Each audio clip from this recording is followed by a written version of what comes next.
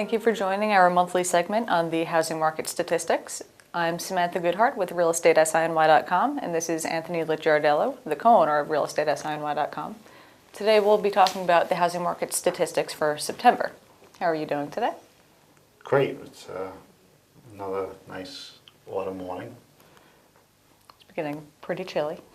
Yeah, it's a big relief from a pretty hot summer, so nice. So, all right, in the beginning of September, the mortgage rates increased, but throughout the month they started to drop. However, we saw about 291 homes sold for September, which is lower than last month, of course. Mm-hmm. Now, do you think this is because people are having a hard time finding the perfect home, or could there be something else that's affecting it? Well, I think there's a couple of things that you need to look at.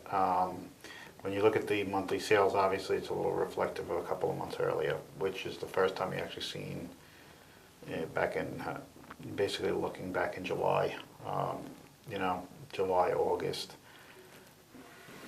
Interest rates started their climb. There was a couple of blips upward in terms of mortgage rates during that time.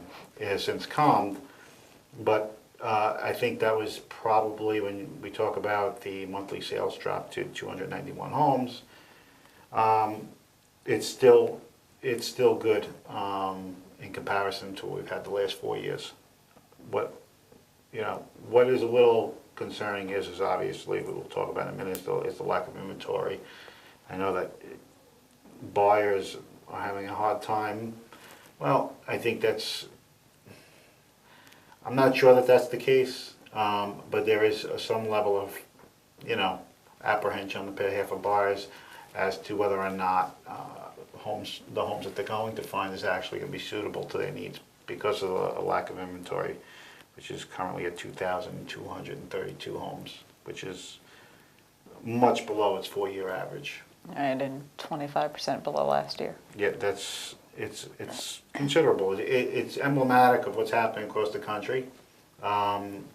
Inventory is definitely at a point now that I think has some people a little concerned as to what this means for the market.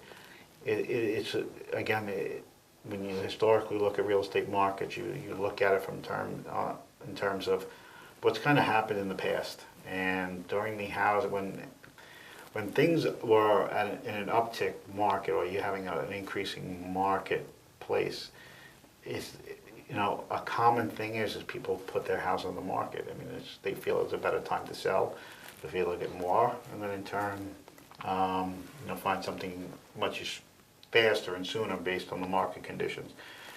This is not the case in this market, it's an interesting twist. And I think like we said all along, a lot of it is wait to see month by month. However, it is a little bit of a drop, nothing that I think is really of concern at this point. So do you still think that it'll be above 2,000 before January? The amount of homes that are on the market? Yes. The way it looks right now, I don't think so.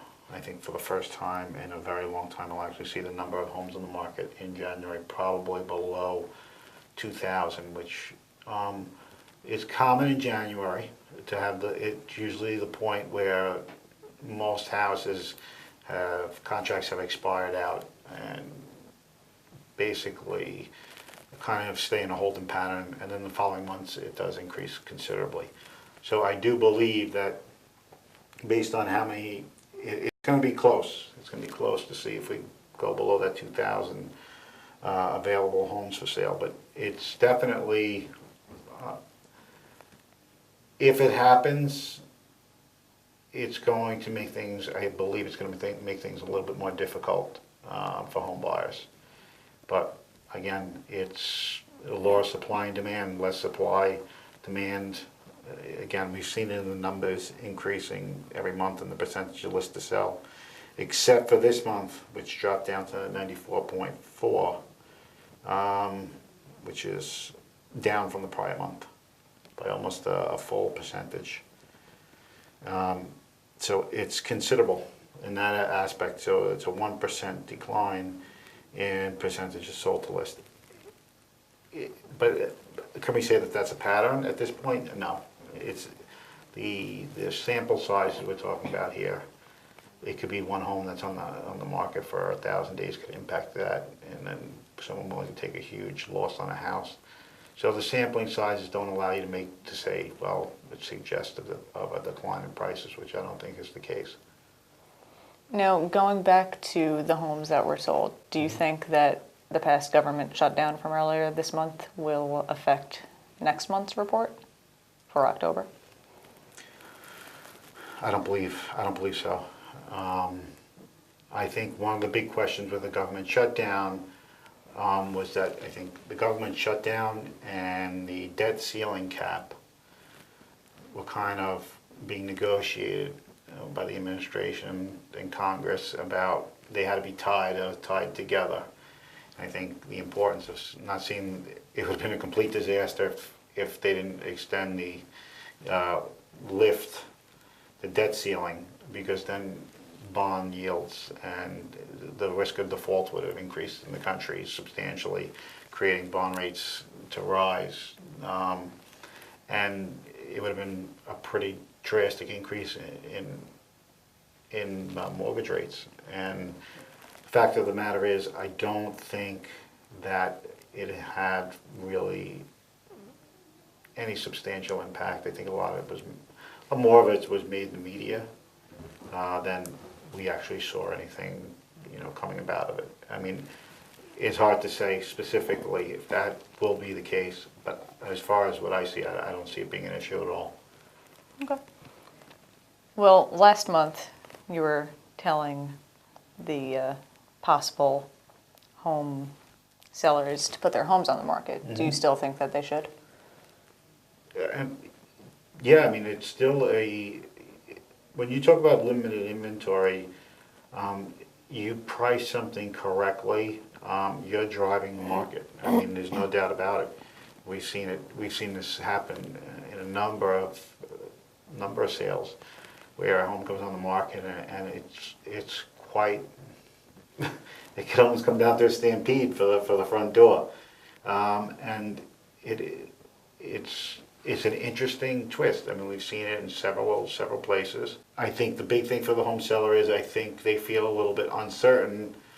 What we have seen a lot of is home sellers that sell or kind of look for considerable amounts of time at the house they potentially want to buy and then decide they're going to go on the market. What happens is when they put their house on the market, they assume that the house is going to be there when they sell theirs.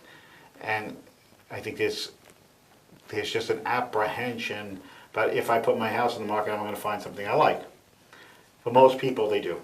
I don't think it's still, provided that you're within the margins of reason in making an offer or finding the house that you want, it shouldn't be a problem.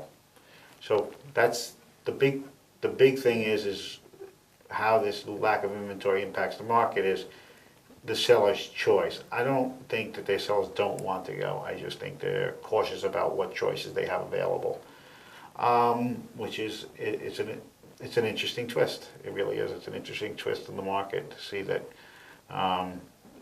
based on the market conditions that are right now, that you're favoring sellers, that there are more sellers out there looking to sell, to move into something different or change their way of life, here or even outside the borough.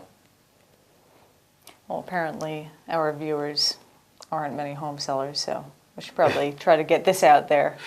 Yeah, if you're selling a home, I mean, it's the time. I mean, it's really the time. And just from an economic standpoint, it's the law of supply and demand. And it's as simple as, there's a lack of supply. Lack of supply is going to lead to one thing on the economic curve: increased value.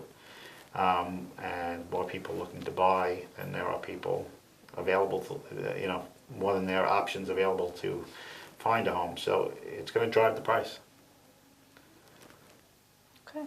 Well, that's all we have for this week. So sell your home and join us next month. Next month, yes. We'll take another grab at it next month. I think, next month a lot of the questions about maybe where some of the government shutdown stuff is, we'll probably be able to get a little bit more insight in that. But overall, there's still generally a healthy market at this point. That's good. Take care, and thank you. Thank you.